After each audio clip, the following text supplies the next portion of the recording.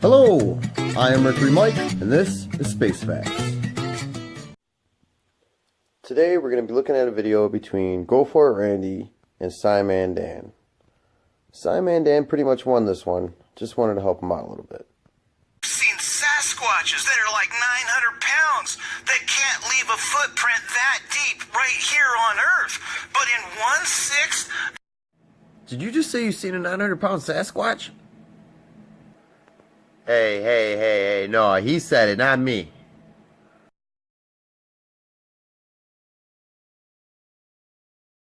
like that into solid rock?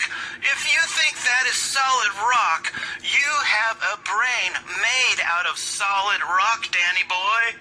There's no scorch marks. It looks like perfectly pristine, like soil of some kind, and I don't see any black marks under there either. So does anyone see any black marks there? No, you don't see anything there.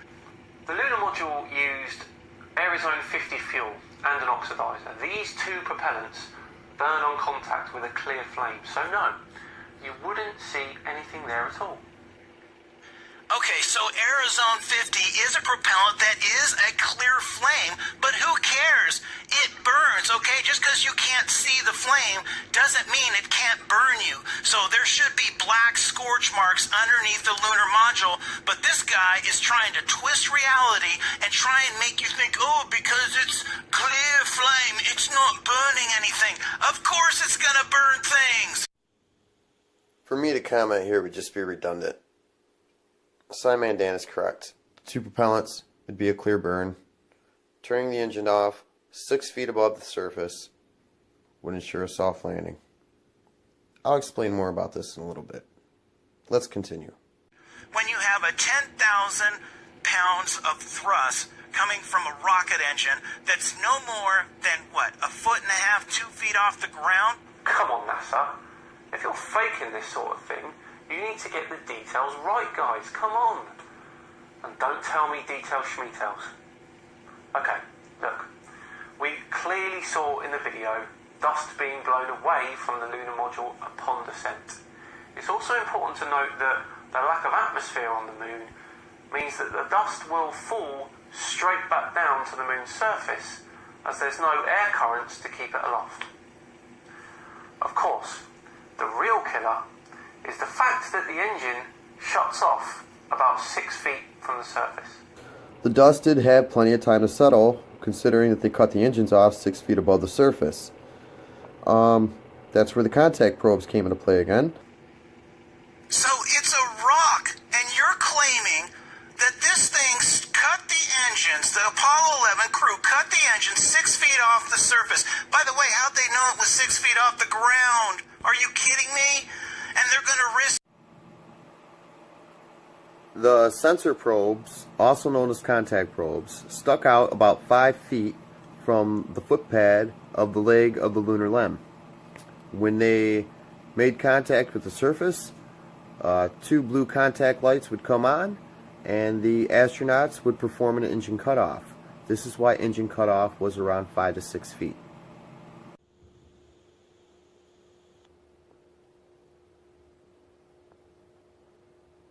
After 6 failures on Earth, not one time did they land any of the lunar modules that they were testing on Earth. They all failed. They all crashed. Neil had to bail out of them and parachute down to Earth to save his life. Okay, and you're telling me... Neil Armstrong did have to bail out of a mock-up version of the lunar lander called the Flying Bedstead. We had a hard time simulating lunar gravity here on Earth. And look, these guys were military test pilots. This is what they did. They love to take risks and they love to take chances. Apollo 11 itself was essentially a test flight. There was no way to test that thoroughly here on Earth. The only way to test it thoroughly was to actually go and do it.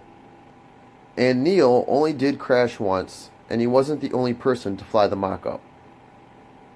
The LLRV was a bizarre four-legged flying contraption commonly known as the Flying Bedstead. NASA used it to simulate moon landings and liftoffs on Earth to prepare for Apollo 11. The first person to give it a whirl was the X-15 pilot Joe Walker. During this test flight, he reached an altitude of about 10 feet and he hovered there for about a minute. He did this 2 more times that same day. In all, he completed more than 30 test flights of the LLRV. These test flights took place at NASA's Dryden Flight Research Center in Edwards, California. That facility has since been renamed the Armstrong Flight Research Center after Neil Armstrong, who also piloted and famously crashed the flying bedstead before he went to the moon. And that's what happened. And well, we can do a little bit of an experiment here, boys. We're gonna put the landing pods are gonna drop down and we're gonna cut the engines 6 feet off the ground and we're gonna let it come down and smack into the rock. What kind of stuff are you smoking, man? You think it's a rock? What are you smoking? This guy makes 6 feet sound like a mile. How high does he think that is? Oh, now, come on, girl. You know you want some of these moon rocks. Come on, man. It's full of dust, and there happens to be poles that are sticking underneath each one of the landing pods, like they're trying to stick it in mud or something on the moon, you know, when they landed. Well, what happened to those poles that are sticking out underneath each one of those landing pods? If it's rock... He just mentioned the sensing probes. They folded inward upon landing, kind of towards the limb. This guy's really struggling with this, isn't he? Did the poles go into the rock? Come on, they cut the engines. You said it was a soft landing. There was no dust anywhere. And yet I've proven there's dust everywhere, even including into the dishes that are underneath each one of the landing pods. There's no dust. Dude, Neil Armstrong was the first person to walk on the moon, right? He stepped off the ladder. One of the first things he said was, the surface was very fine and grainy. It appeared to be almost as if it was like a powder. As well as he also noted that the footpads was only depressed into the lunar surface about 1 to 2 inches. 1 to 2 inches, that's barely anything.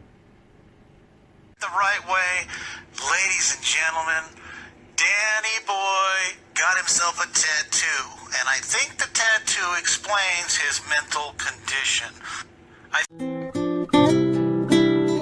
I'm sorry, who has a mental condition again? To say that no one will ever take anything seriously that Sciman Dan ever says in a video ever again.